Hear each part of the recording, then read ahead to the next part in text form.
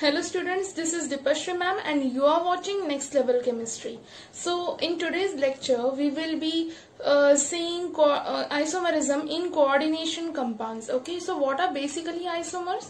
As you all know, isomers are compounds having same molecular formula but different structural formula, right? So these compounds are called as isomers and the phenomena is called as isomerism. Okay, now in isomerism of coordination compounds, we will see two types of isomerism.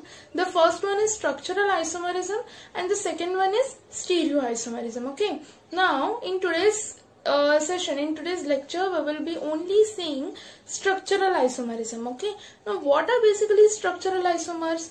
Okay, structural isomers are basically isomers because of change in bonding pattern. Okay, now what is basically change in bonding pattern? For example, let us consider we have some coordination compound, and in that coordination compound we have Cl3 as one ligand. Okay, in that compound we have Cl3 as one ligand. Now there is another compound, we have same molecular formula for it, okay, and we have also Cl3 in it, but here in this second compound Cl3 is divided or is distributed as Cl2 in coordination sphere and Cl in ionization sphere. Okay, now this distribution of ligand leads to changing bonding pattern, right? In first compound 3 chloride ions were forming coordinate bond with central metal atom, but in the second compound wherein we have same molecular formula, only 2 chloride atoms will be forming coordinate bond with the central metal atom, right? So this change in bonding pattern gives us structural isomers. Okay, we will see all further isomers on board, okay, so that you will understand more, and if you have any doubt please leave a comment, okay, so that we can understand your doubts and we will reach out to you with explanations. Before that, you need to subscribe and press the bell icon, okay, and you need to like our video on complete understanding of this session.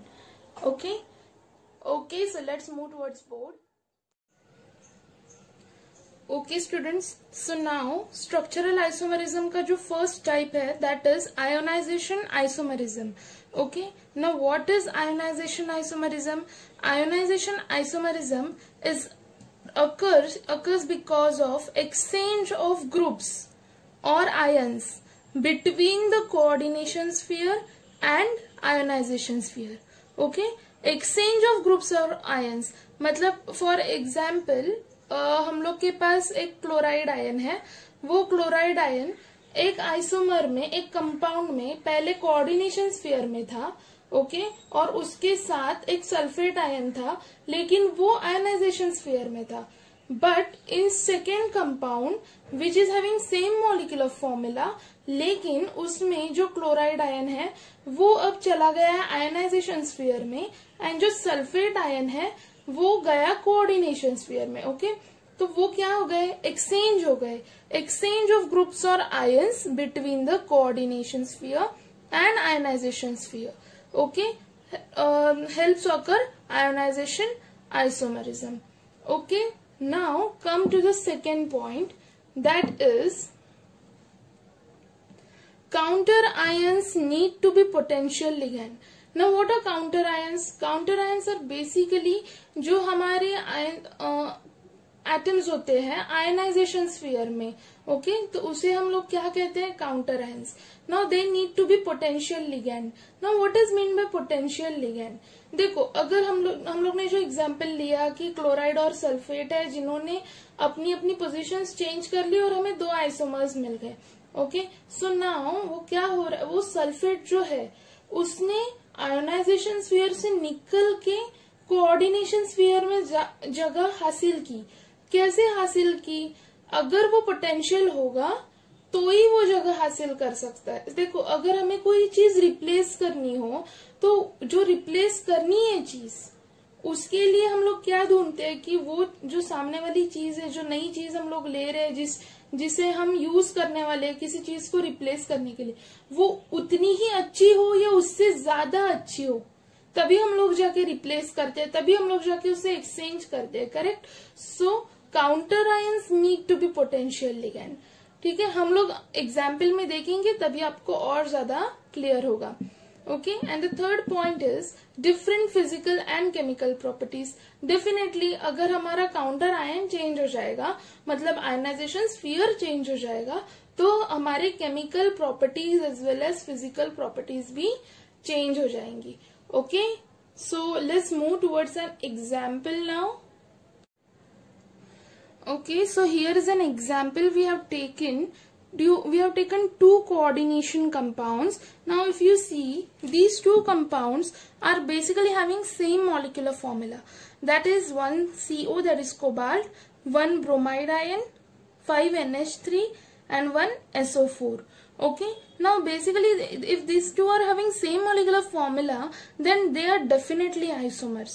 But why they are called as ionization isomers, we will be seeing it right now.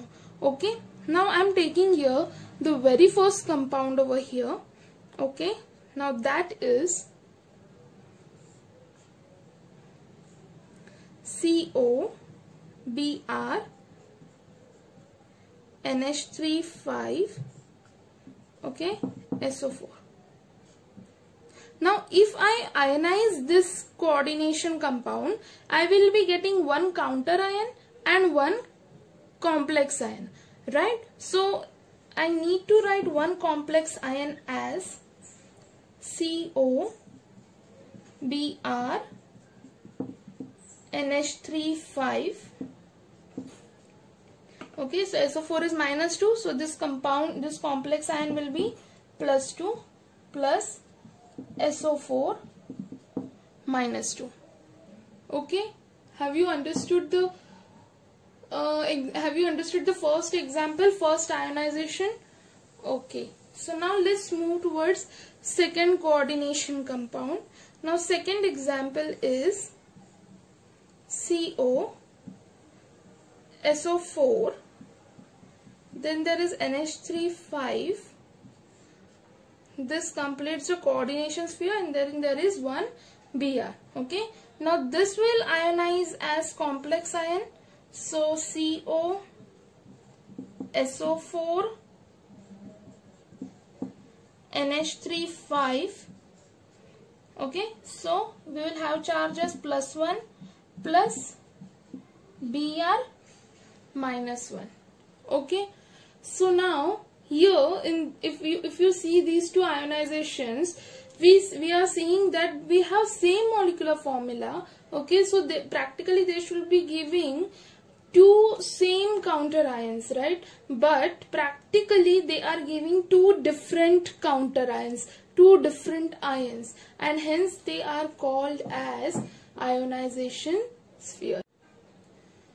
Okay students, now इस ionization isomerism का जो example हम लोग ने लिया है, okay, उसे हम लोग ने प्रूफ कैसे किया कि ये अलग अलग काउंटर आयंस ही दे रहा है आयनाइजेशन के बाद। So what we did is, हम लोग ने लिया BaCl2 as a reagent.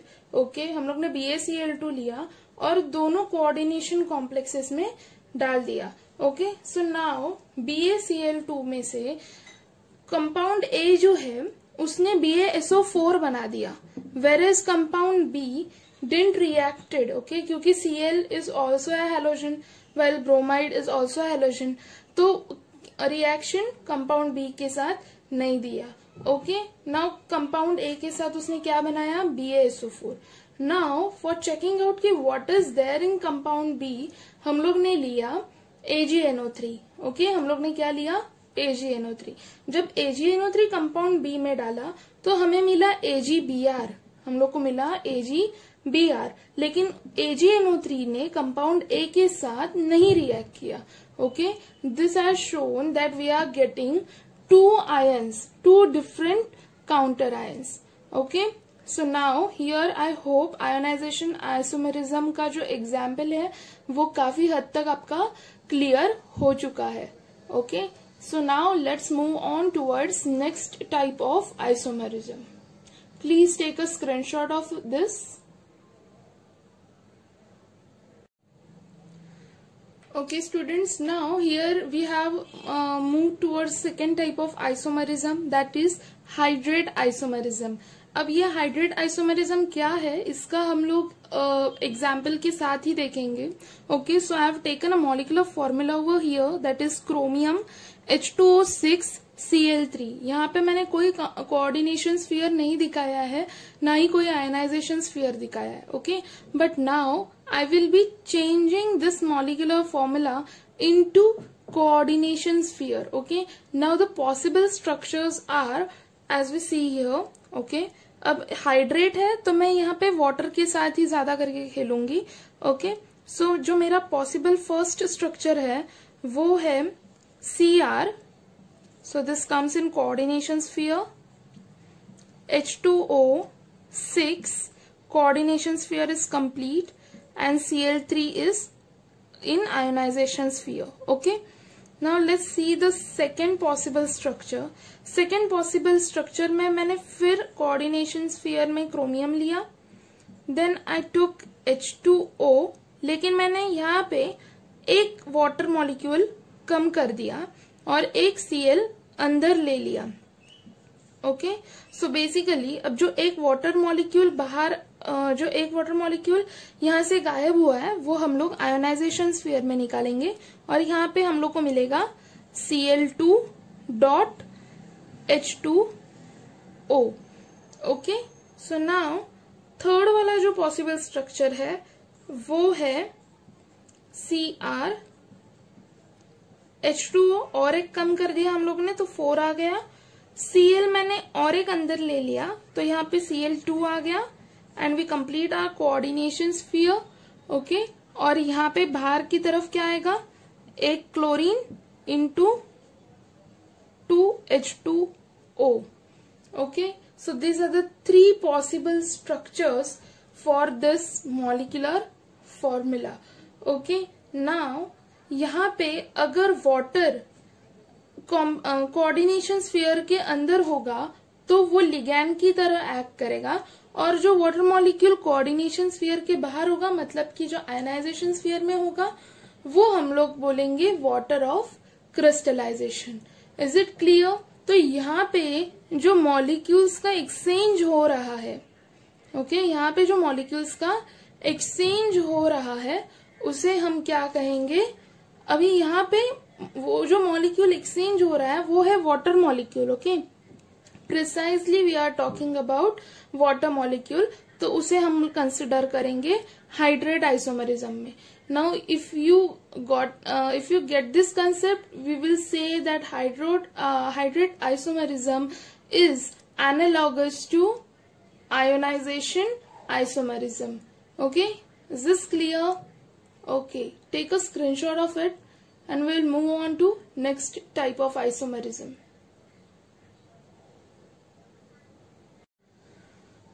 Okay students, before moving on to next type of isomerism, यहाँ पे आपके मन में एक डाउट आना चाहिए, एक क्वेश्चन आना चाहिए कि why only these 3 possible structures I have drawn over here. Okay, why these 3 possible structures only? देखो, अगर इस मॉलिक्यूलर फॉर्मूला को मैं AgNO3 के साथ अगर मैं रिएक्शन करवाती हूँ, मैं किसके साथ रिएक्शन करवाऊंगी, AgNO3. ओके, अगर मैंने AgNO3 के साथ रिएक्शन करवाया तो मुझे ये पता चल रहा है कि जो मुझे पहला कंपाउंड में से जो मुझे बाय प्रोडक्ट मिला that is 3 moles of AgCl. I got 3 moles of AgCl because 3 Cl है ना मेरे पास आयनाइजेशन स्फीयर में, तो मुझे 3 AgCl मिलेंगे. ओके, जब मैंने फिर और एक बार रिएक्शन करवाया तो मुझे मिला 2 moles of AgCl. I have got 2 moles of AgCl. Okay, जब मैंने और एक बार रिएक्शन करवाया तब मुझे मिला सिर्फ 1 mole of AgCl. ओके, तब मुझे जाके पता चला कि कई बार ऐसे हो रहा है कि 3 क्लोराइड आयंस बाहर निकाल रहे हैं, so 3 chloride ions are in the ionization sphere. कई बार ऐसा हो रहा है कि मुझे 2 AgCl मिला है, मतलब there is 2 chloride ions in the ionization sphere. कई बार ऐसे हो रहा है कि अगर मुझे एक ही AgCl मिला तो आई कंफर्म दैट एक ही क्लोराइड आयन आयनाइजेशन स्फीयर में है। ओके, नाउ अगर मैं वाटर मॉलिक्यूल की यहाँ पे बात करूं तो यहाँ पे मैं अगर मैंने इस मॉलिक्यूलर फॉर्मूला का रिएक्शन करवाया dehydrating agent that is H2SO4, okay, अगर मैंने H2SO4 के साथ इस मॉलिक्यूलर फॉर्मूला का रिएक्शन करवाया तो मुझे यहाँ पे कोई रिएक्शन नहीं मिल रहा। इस फर्स्ट पॉसिबल स्ट्रक्चर के लिए मुझे डिहाइड्रेटिंग एजेंट के साथ कोई रिएक्शन नहीं मिला। I got no reaction. क्यों? क्योंकि यहाँ पे जो वाटर मॉलिक्यूल्स है वो लिगैंड फॉर्म में है। Okay, they are not in the ionization sphere so that they can get reacted with H2SO4। Okay, तो यहाँ पे मेरा कोई H2O का मॉलिक्यूल लॉस नहीं हो रहा है। लेकिन जब मैंने फिर और एक बार इस मॉलिक्यूलर फॉर्मूला का रिएक्शन करवाया तब मेरा एक वाटर मॉलिक्यूल का लॉस हुआ। ओके, एक वाटर मॉलिक्यूल का लॉस हुआ, तब मुझे पता चला कि एक वाटर मॉलिक्यूल आयोनाइजेशन स्फीयर में आ चुका है। ओके, जब मैंने और एक बार H2SO4 का रिएक्शन करवाया इसके साथ तो मुझे कुछ ऐसा कॉम्प्लेक्स मिला, कुछ ऐसा कोऑर्डिनेशन कॉम्प्लेक्स मिला, तब मेरा 2 वाटर मॉलिक्यूल्स का लॉस हो गया। ओके, 2 वाटर मॉलिक्यूल्स का लॉस हुआ, इसी का मतलब ये है कि 2 water molecules are present in the ionization sphere, and in this way we confirmed these 3 possible structures for this molecular formula. Okay, अब इसका भी स्क्रीनशॉट ले लो so that we can move on to next isomerism. Okay, next type of isomerism. Okay students, so now let's start with next type of isomerism, that is linkage isomerism. Okay, so now linkage isomerism पे मैंने यहाँ पे एक point represent किया है, possible only when ambidentated ligand is present. जैसे ambidentated ligand, जैसे एक लिगैंड में 2 डोनर एटम्स है लेकिन the ligand choose to bond with metal through only 1 donor atom. Okay, either यहाँ पे बॉन्डिंग होगा मेटल का नाइट्रोजन के साथ, ओके, और यहाँ पे बॉन्डिंग होगा ऑक्सीजन के साथ। Okay, so either this or this, we have 2 donor atoms in one ligand, but either this bond will take place or this will take place. Okay, तो जब ऐसा एम्बिडेंटेड लिगैंड प्रेजेंट होता है तब हमें लिंकेज आइसोमर्स मिलते हैं। Now let's see an example of it. Now we will consider over here a coordination compound wherein we have CO, ONO and NH3 5, okay, with charge as +2. Okay, now यहाँ पे ये NO2 ही है लेकिन यहाँ पे जो मेटल के साथ कोऑर्डिनेट बॉन्ड बनाया गया है वो थ्रू ऑक्सीजन है। Okay, this is identified with the help of a colour.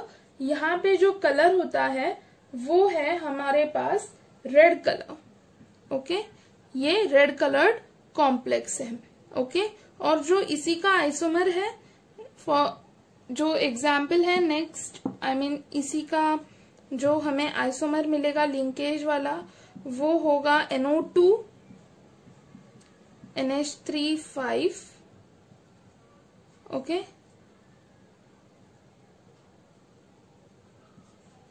With same charge, लेकिन इस बार क्या हुआ है, NO2 का जो बॉन्डिंग हुआ है मेटल के साथ वो थ्रू N हुआ है, and this is yellow coloured complex.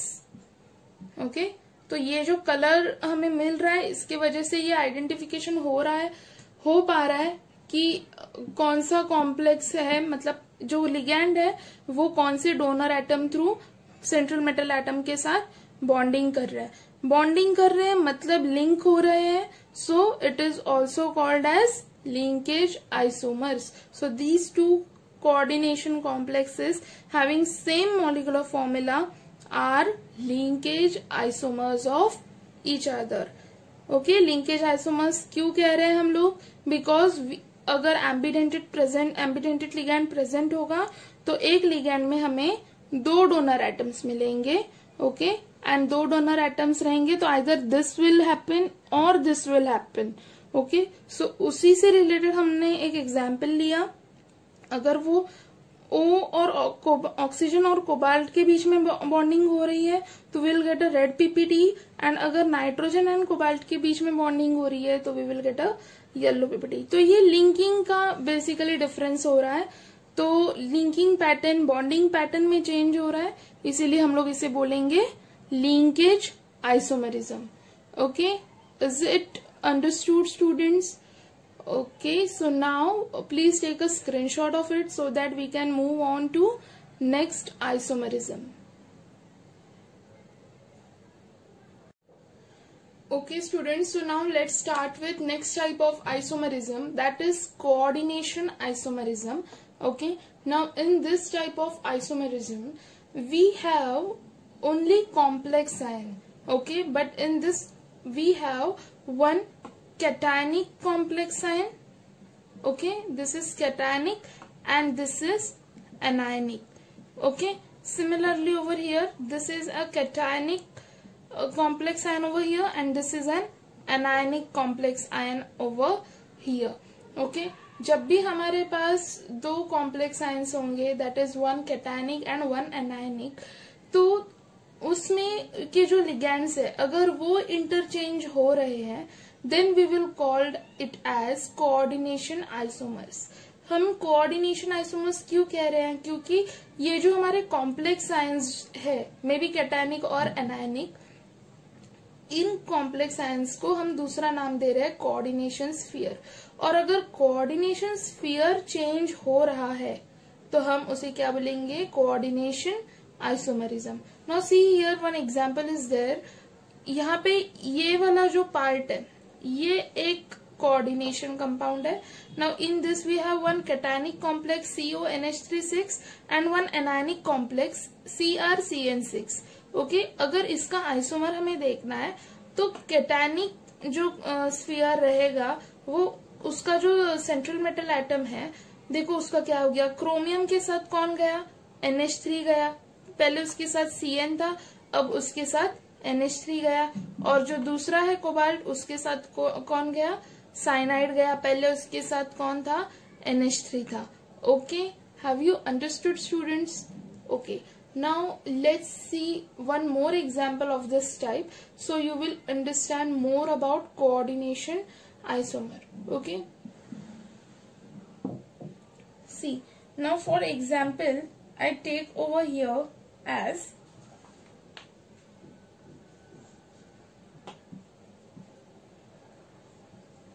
CO NH36. okay, this is my one coordination sphere and my another coordination sphere is chromium SCN 6. okay, SCN 6. okay, अगर हमें इसका आइसोमर देखना है तो I write its isomer as, you can definitely exchange कि CO के साथ SCN जाएगा और CR के साथ NH3 जाएगा, but let me show you a different type of isomer over here. यहाँ पे मुझे जो मिल रहा है, यहाँ पे मैं कंसिडर कर रही हूँ कि मुझे CR के साथ NH3 4 मिले हैं, ओके, और SCN 2 ही मिले हैं. ओके, CR के साथ NH3 4 है और SCN 2 है. इसी का मतलब क्या हुआ, ये क्रोमियम SCN 6 में से सिर्फ 4 थायोसाइनेट मॉलिक्यूल्स एक्सचेंज हुए हैं विथ NH3. ओके, देन इसके साथ जो दूसरा आएगा complex that will be CO. Okay CO। अभी यहाँ पे NH3 4 है, मतलब यहाँ पे NH3 2 रह जाएगा। Okay, are you able to see? Okay, I hope now you are able to see. I will explain this once again. यहाँ पे मेरे पास CO NH3 6 है एंड CR SCN 6 है। Okay, this two complexes I have.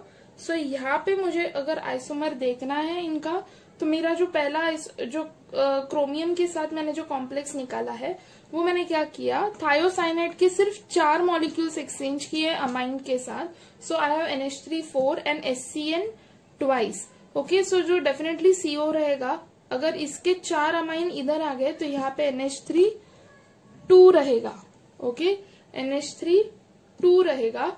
और क्या हो जाएगा, यहाँ पे मुझे SCN कितने मिलेंगे, यहाँ पे 2 है तो यहाँ पे डेफिनेटली 4 मिलेंगे। Okay, have you understood? Okay, I hope everyone has understood the coordination isomerism.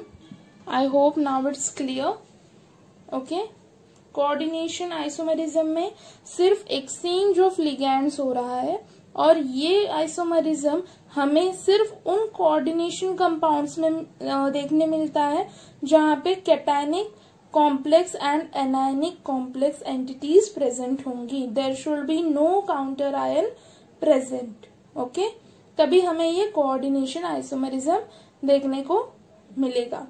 Now please students take a screenshot of this so that we can move on further. Okay students, so now let's start with our last type of isomerism, that is coordination position isomerism. Okay, now this coordination position isomerism is analogous to coordination isomerism.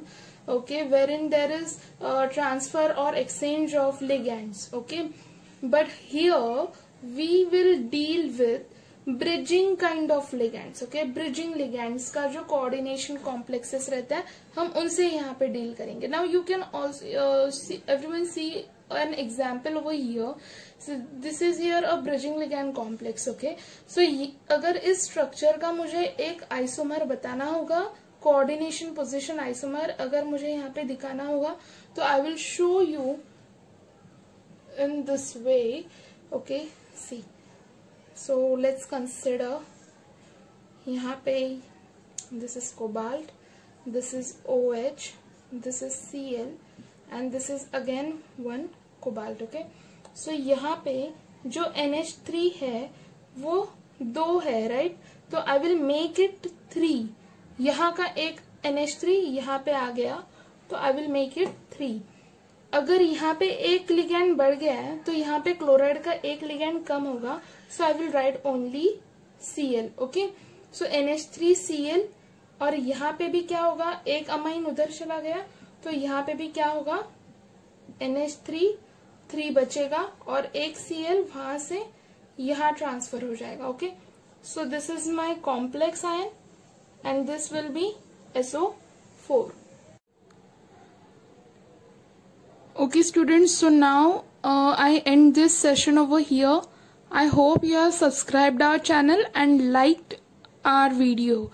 Okay, stay safe, stay home. Okay, bye.